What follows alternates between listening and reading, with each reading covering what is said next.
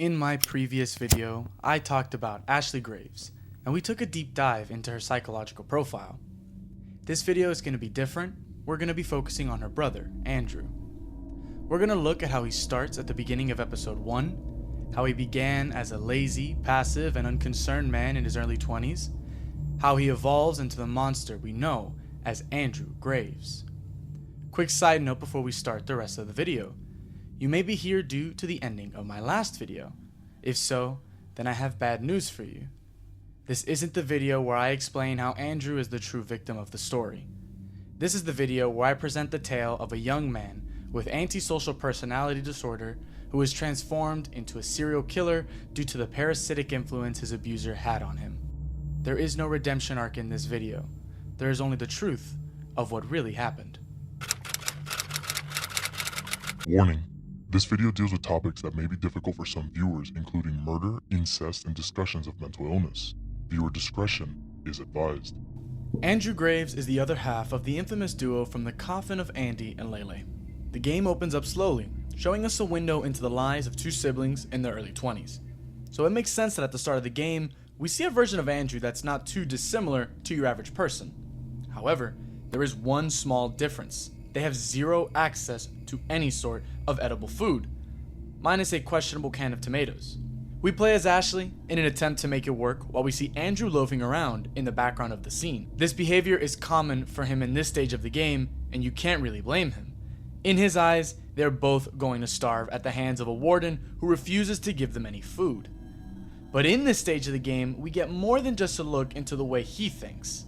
We also get some insight into his relationship with his sister, Ashley, or Lele. While Ashley lays it on thick with the incestual undertones to the point where it's just her tone, Andrew is much more passive and protective of his sister at first.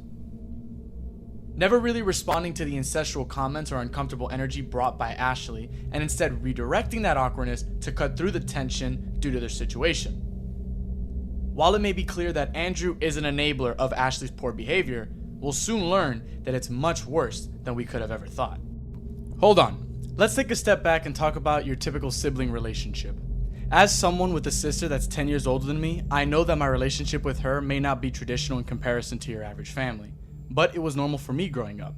This is to say people have their own normal. That's important to remember as we discuss the sibling dynamic that's seen between these two characters. To Ashley, the attraction that she's giving off isn't a taboo, it's barely a characteristic, it's just how she is. While we don't learn much about her love life, with the exception for her brother later on, I think it's safe to assume that's not because it's a secret and more so because she doesn't have one. Then there's Andrew, who gets broken up with by his longtime girlfriend over the phone as he's quarantined in his apartment. This is where a heavy dose of cognitive dissonance comes into play.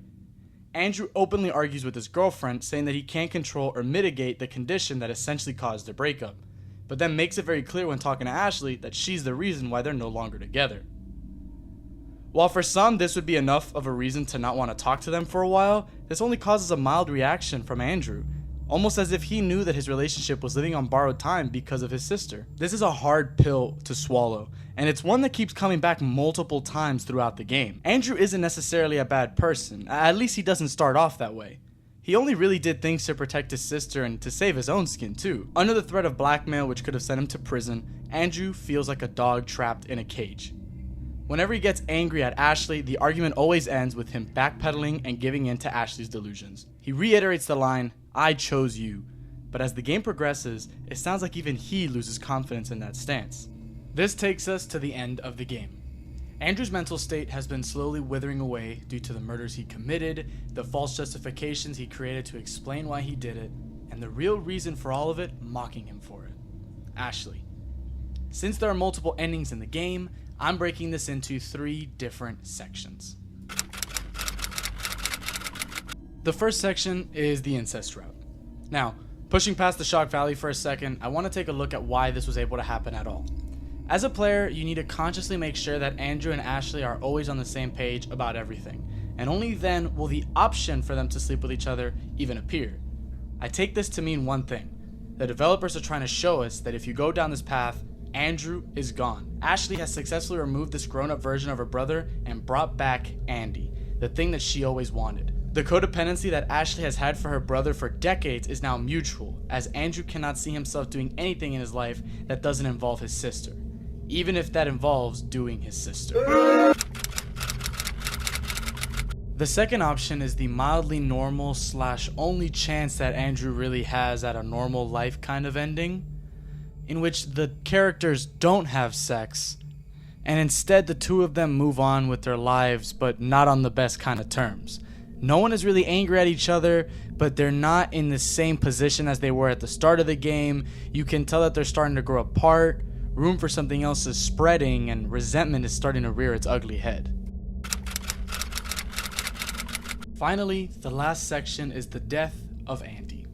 A contrarian ending when in reference to the first ending we discussed, because this time the gap between the two is no longer harboring resentment, but instead vitriol and hatred. Andrew snaps and sees his sister as the cause of all his problems and has had enough. This all culminates in a moment where he snaps at Ashley, showing that any love or patience he had for her has rotted away. This ending has two variations, as when Lele decides to take a nap to see if she can get a vision about her and Andrew's future, it ends with her getting chased by a demonic version of Andrew. Ultimately, the player gets to decide whether she shoots him or if Andrew kills her. Regardless, in this ending, in this vision, one of the siblings die. So then ultimately, what is the best ending for Andrew? And is there any hope for him? Maybe. By far his best ending is the second option that we discussed, as he doesn't have hatred flooding his heart and mind, he doesn't try to kill his sister, but he isn't romantically involved with her either.